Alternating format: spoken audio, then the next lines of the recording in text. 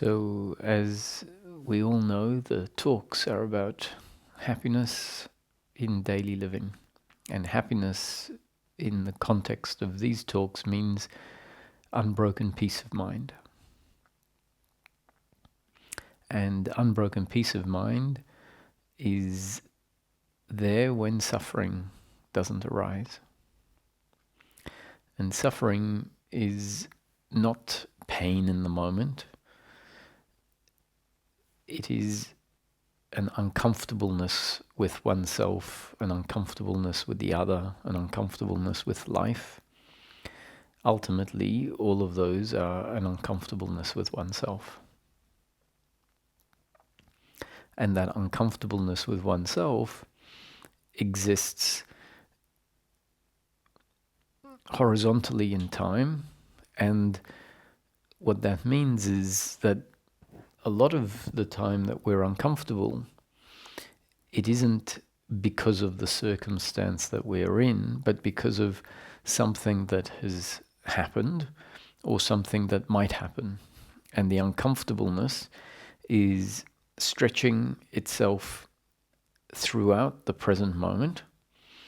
And when we look at it, that uncomfortableness that might have been going for 10 minutes or 3 hours or 2 days is about the past or the future. And so it's very important for us to start to observe and recognize the uncomfortableness and the narrative of the uncomfortableness in order for us to realize, this is suffering. This is what is interfering with my peace of mind.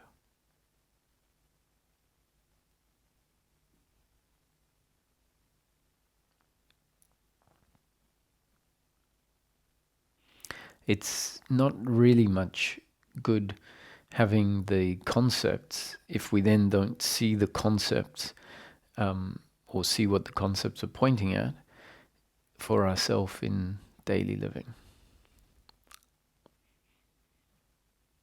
So expectation, for example, is one of the forms of suffering, and it is our idea of what we need, how we need things to turn out in the future in order for everything to be okay, in order for us to be complete. And so if you find yourself having debates or conversations in your head with someone who you have a disagreement with, or running over scenarios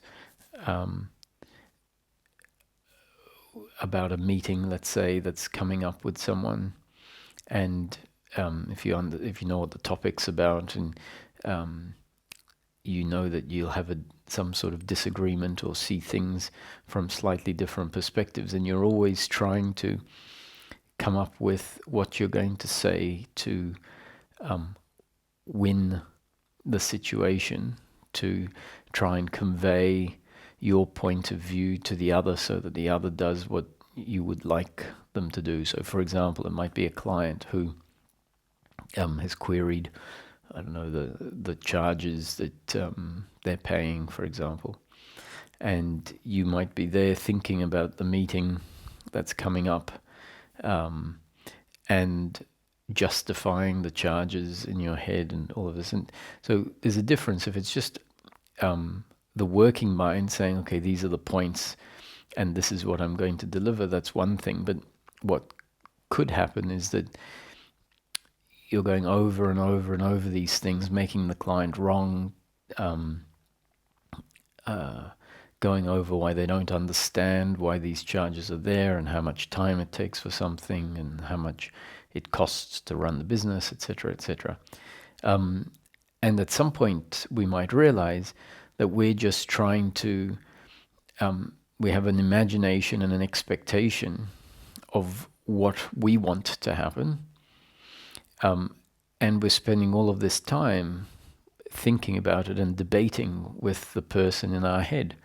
And this can So maybe the example of a meeting with a client who's querying the charges is not the best example, because it implies that there is going to be a one-off meeting and you have to have your argument ready, or your explanation ready. But there are other situations with friends or work colleagues where you're always in disagreement. And so you might be, let's say, just walking and thinking about them, and then this debate comes up in your head, where you are actually having a conversation with them in your head, and you're trying to win. And so that is a form of this noise in our head. And it's there as part of our sense of self that wants to feel inflated. And it's imagining a circumstance, and it has an expectation of what will make everything okay.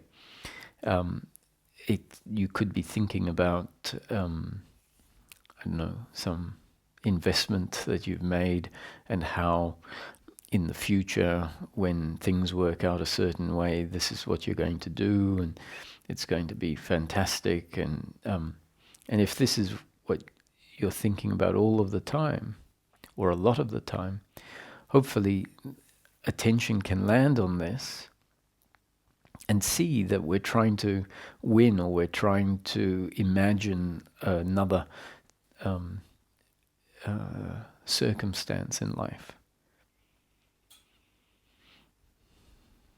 And it can seem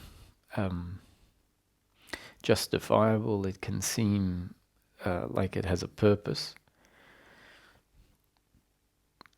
And if we can see that it is a form of suffering, when it's happening, we might just say, stop.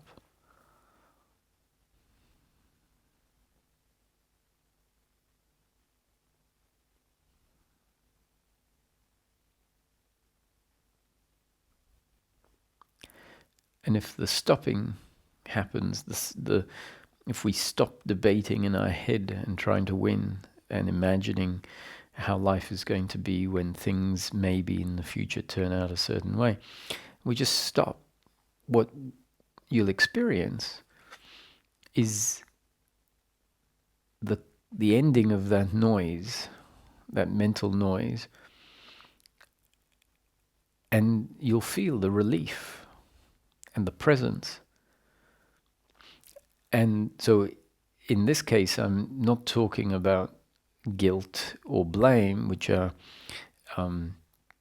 heavier feelings of suffering, and they're clearly uncomfortable, because there is a blaming and a regretting in the past. And what I'm talking about here is a narrative about the future, and often it seems like it's an imagination of a better future, or an imagination of getting what we want.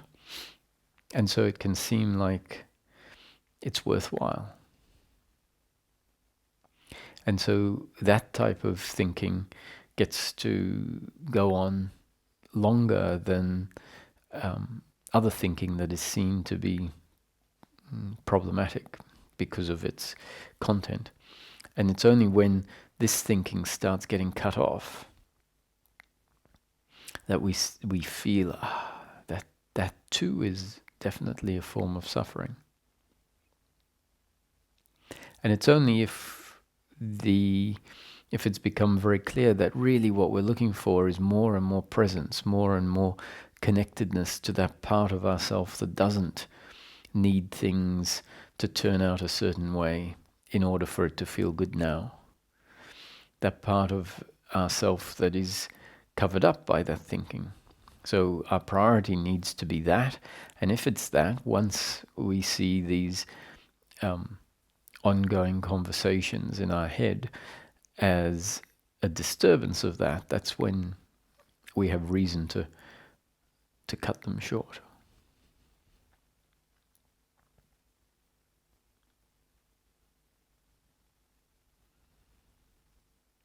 And in the same way, if you're thinking about someone you've just seen on social media and a post that they had written, and maybe they had a different view to you, or they said something that you know, created a reaction, and then you find yourself making them wrong or trying to justify your position. And this can go on for a long period of time if we realize, oh, that's more of this thinking that doesn't need to be there. And maybe there's a stopping that can happen. It's like, oh, I don't need to keep investing in that. In a way, there also needs to be some rationale. It's like, let me just leave everyone with their own opinion. It's okay that someone has a different opinion.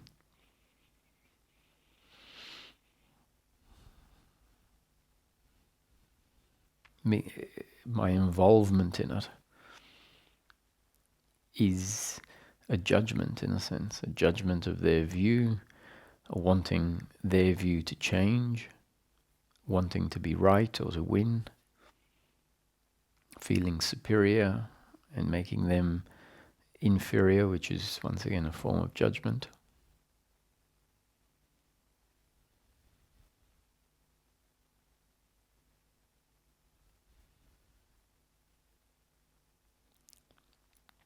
And so, in particular, this is talking about the extension of our thinking in time. And what's most important is to look at the thinking when you're on your own, the thinking in between events. The actual reaction in a moment often doesn't fit into the category of suffering. It fits more into the category of the circumstantial response, which you could say is a biological reaction.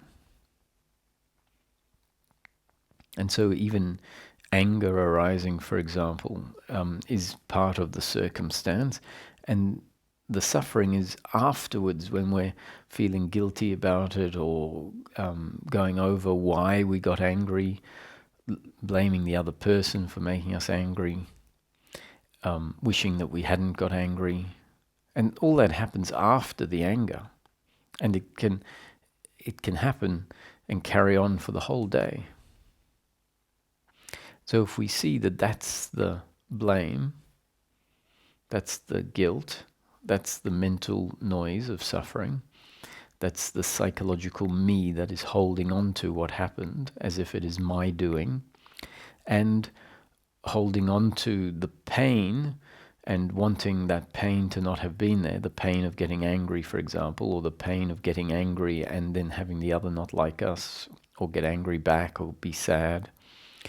And so holding on to that, meaning being attached to the fact that there was pain in the moment, and then feeling guilty about it, or trying to explain it, rationalize it. So all that thinking, it can keep going on for hours about something that happened. That's the suffering. The actual interaction with the person, that takes, goes on for a minute or two, usually. It's short. So the events that we think about make up a tiny, really, when you look at it, a really small portion of the 24 hours of a day. And the suffering fills in all of the gaps.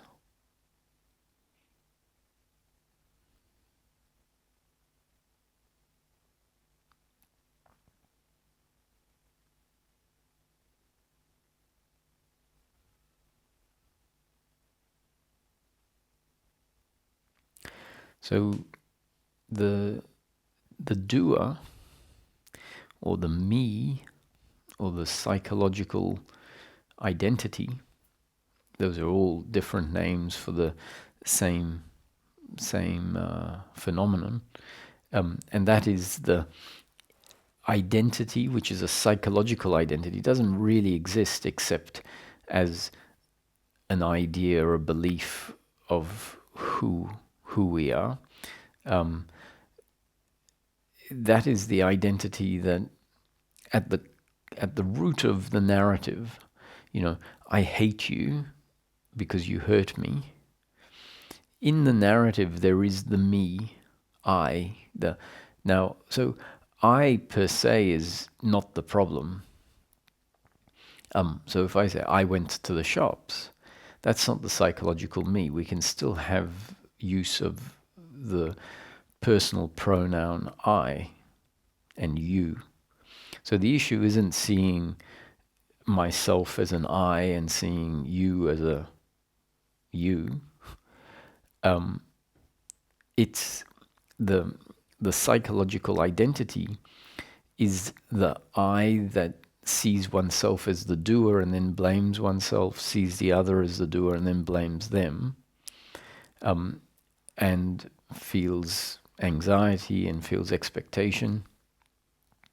And so the psychological me exists in the narrative of guilt and blame and pride and worry and expectation. So the psychological me, the psychological identity, is the narrative.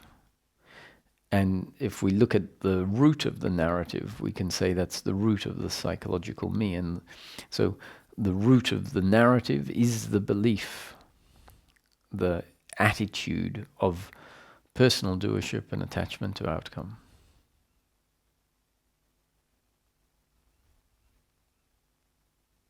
And when that seed is in place, that seed is in place when we see ourselves, when we know ourselves, when we see life as this, this playground, this environment, with a whole lot of independent humans that are all in control of what they're doing. That's how we see it. We believe that we're in control of what happens, and that the other is in control of what happens.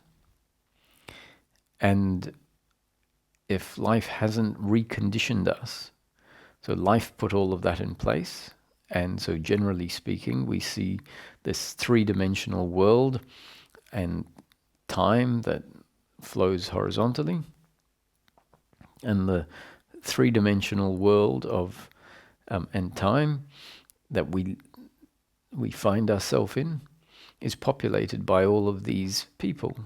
And the way we interpret how everything happens is by the person who is a separate, independent, autonomous being, choosing and doing whatever they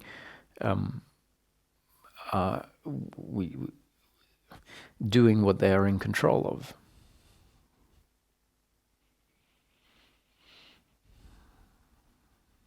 And so that's the way we see life. And so that means the belief of personal doership and the belief that my happiness is to be found in the future and outcomes. That's the root of the psychological me. And then the psychological me comes into existence whenever circumstance triggers a narrative that says, I'm not good enough, you're not good enough, life should be different, why is this happening? That narrative has in it the psychological me. If someone says, what did you do yesterday? And you say, I went to the shops and I spent the afternoon in the garden. That's not the psychological me. Now, we might think that, the psychological me is if there is the sense and the belief that there is an I, that there is a person. And I say, no, that's not the psychological me. That's not what dissolves. What dissolves is the idea that there is a person separate and independent from life, meaning autonomous and disconnected and uninfluenced by life. Whereas in fact, the person has always been heavily influenced, completely influenced by the environment it's grown up in, and by the genetic blueprint that was put in place at conception. And so the environment and the blueprint are two factors that we've had no control over, and they are the only two factors that shape the human being on a biological and psychological level. And why I say they're the only two factors is because the genetic blueprint grows into the whole of the physical entity, and the conditioning that hardware receives is ongoing moment after moment after moment. And there's nothing else that has contributed to the human being being this way except for those two factors, the genetics, which are very complex, but they are expressing in this moment as the physical body, including the brain, and the totality of momentary input over the course of the life has contributed to what exists right now. So it's genes and up-to-date conditioning.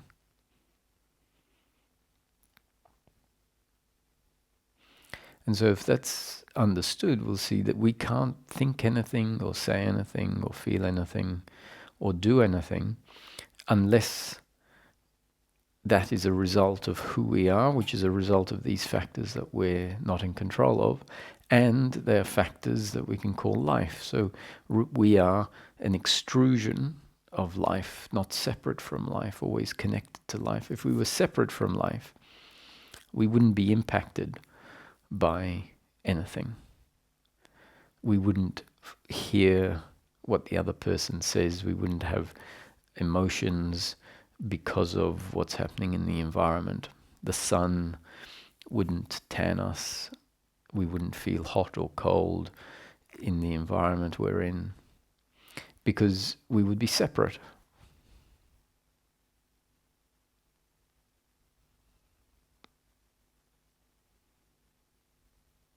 And what happens is we take our cue from the senses, and the senses create a sense of separation because of how the objects are sensed.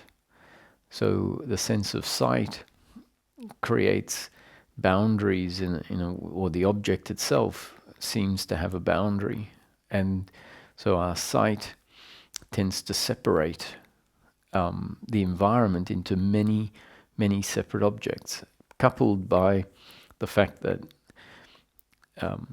our intellect and language has names and labels for each object. And so when we look at the environment, we see a collection of objects.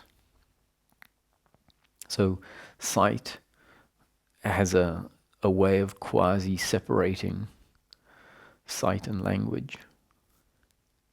And sounds are attributed and seem to come from specific objects. And one sound is different from the other sound as it's perceived, or at least it's perceived in a way that different sounds can be distinguished from each other. And so, once again, many sounds are heard as a collection of sounds. The car, the dog barking, someone talking, the doorbell ringing, the phone beeping. And the way that our brain processes all these sounds is it knows each of them as separate and independent sounds. So once again, there is a separation that is created, but the separation is not an actual separation. It's the way that the perception perceives life.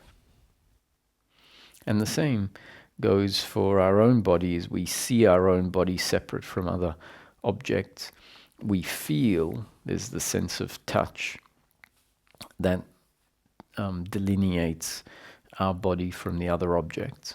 So in perception, there is separation. And that separation isn't ultimately the problem. That doesn't have to stop.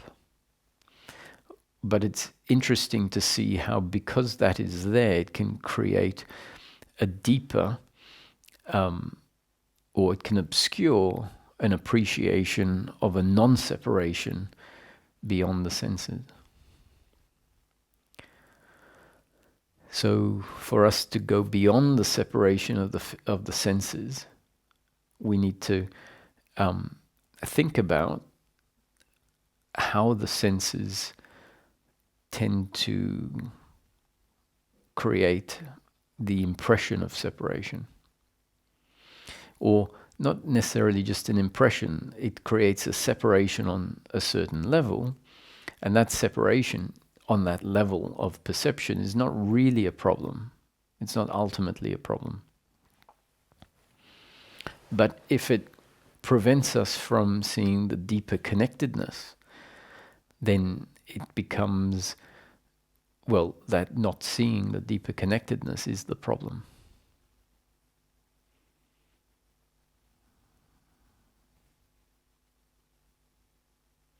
And so seeing that we are affected by everything that happens in the environment, that we are conditioned by things that happen in the environment, might get us to appreciate that we are not ever separate from the wind, from the sun, from the voices of the other, from the actions of the other.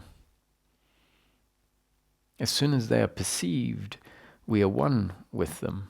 As soon as they are heard, we are one with them. As soon as they are processed by our system, we are one with them.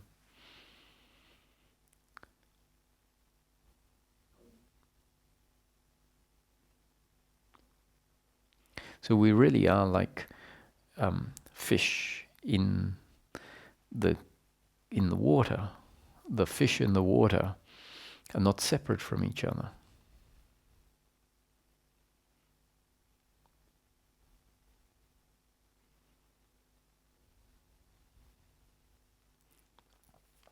So this is why sometimes I encourage the exploration of the present moment and suggest that dropping into the heart, allowing the center of consciousness to just drop as if it's being dragged down by gravity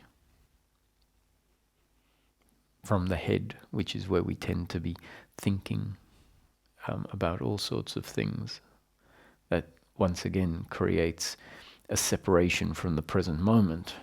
Intellectually, there's a quasi-separation because we're thinking about something else. And so if we can drop into the heart and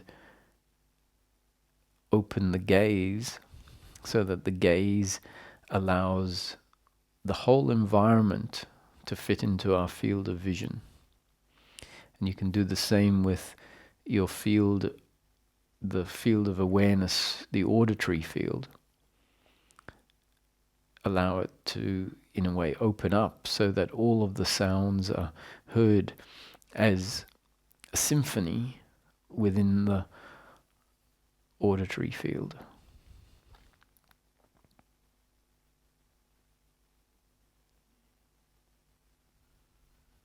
And then maybe blend or allow a blending of the visual and the auditory and any other senses, the thoughts, the emotions, and see this moment as a tapestry, a three-dimensional tapestry, multi-sensory experience.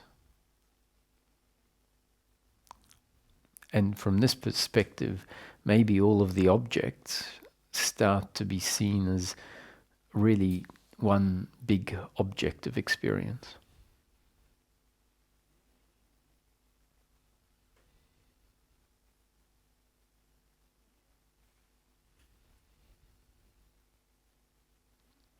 And the body is an object, just like the table, the chair, just like the other person, an object of sight within the broader field of vision. And you can drop the idea that it is the eyes that are seeing, Drop the idea that it is the ears that are hearing. And maybe realize that that which is alive, that which is aware, that which exists, is the background of everything that's happening.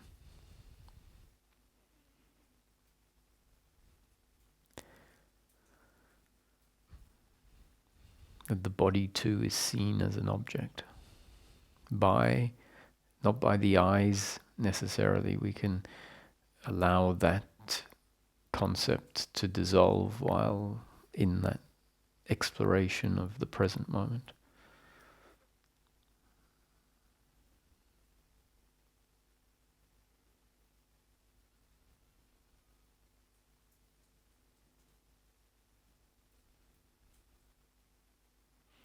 And this can start to demonstrate the non-separateness.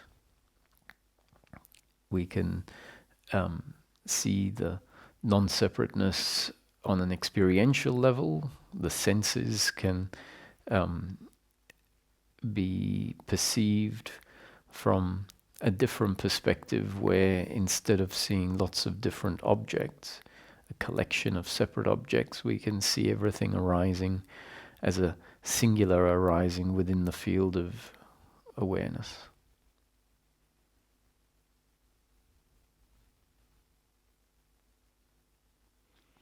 And the purpose of this is not solely to see the oneness of life, the non-separation of life. But more importantly is if we're present with what is, without an intention to change it, just being formless awareness prior to the body or beyond the body, recognizing that awareness is aware of everything, then of significance is the fact that there's really nowhere to go. The show is right here.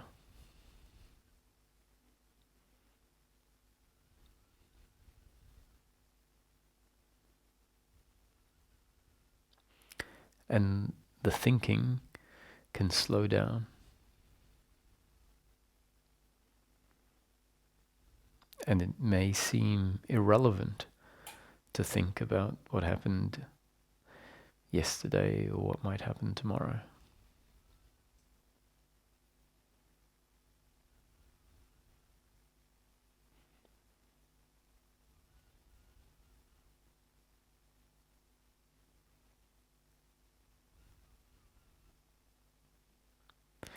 So abide in I am, or abide in the self, is not saying that there is the self and there is you that abides in the self, but rather it's pointing to the fact that there is on the outer level the thinking mind that sees I as the one that needs to get somewhere and does something and finds issue with all these different things that are happening in life, feeling like we have to, blame the other and hate the other and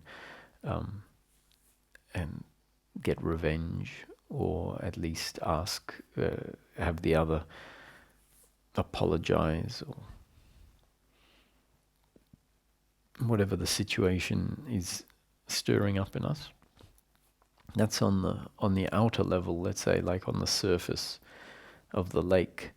There is that part of ourself, and that is, let's say, if it is guilt and blame, that's the psychological me, and it's all this thought, and the psychological me is found in the narrative itself. And the self with a capital S is the depth of who we are. And so it's not about me abiding in some separate self, but rather more about the psychological me quietening down and rolling back into the depth of who we are, which we can call the self. And so as we rest there more and more frequently, we might find that there's less and less to think about there. That the stories, the situations that need to be dealt with so urgently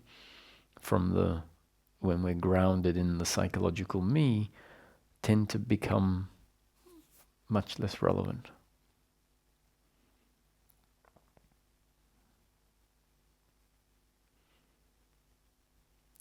So this dropping back into a place of silence and stillness, where there is simply witnessing, not by a witnesser, but rather the formless witnessing of what we are prior to identifying with the body.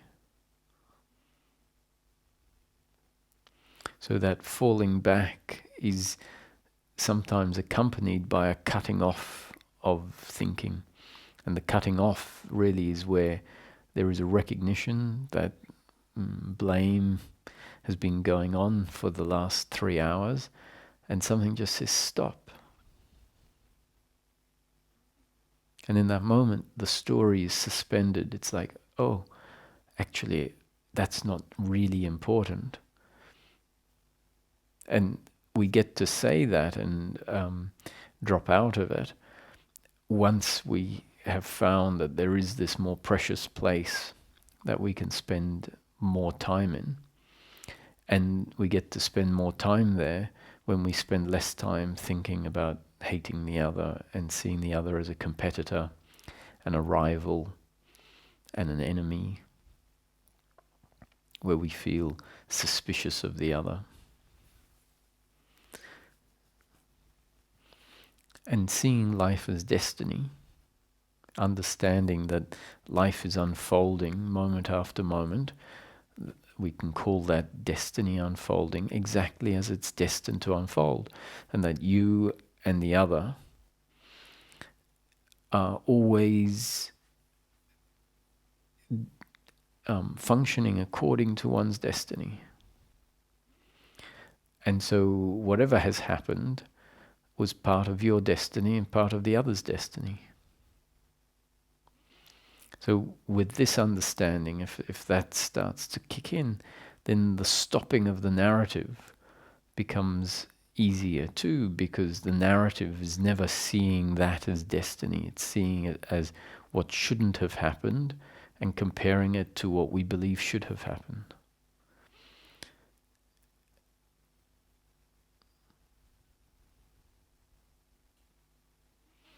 So a cutting off of the thinking mind, because it's seen to be the uncomfortableness, it's seen to be a neglecting of seeing life as destiny unfolding, and hopefully a remembering that while we're in suffering, it's uncomfortableness and we're not grounded in self.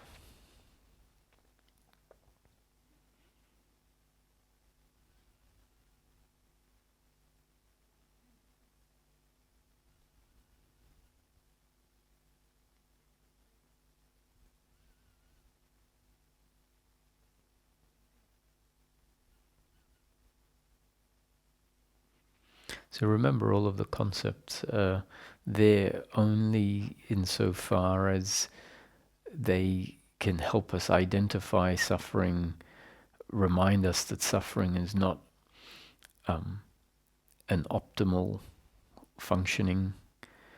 And if the teaching, which is really life, sinks in a certain way, then a dropping out of that suffering may happen. It's not something that you or I as doers do.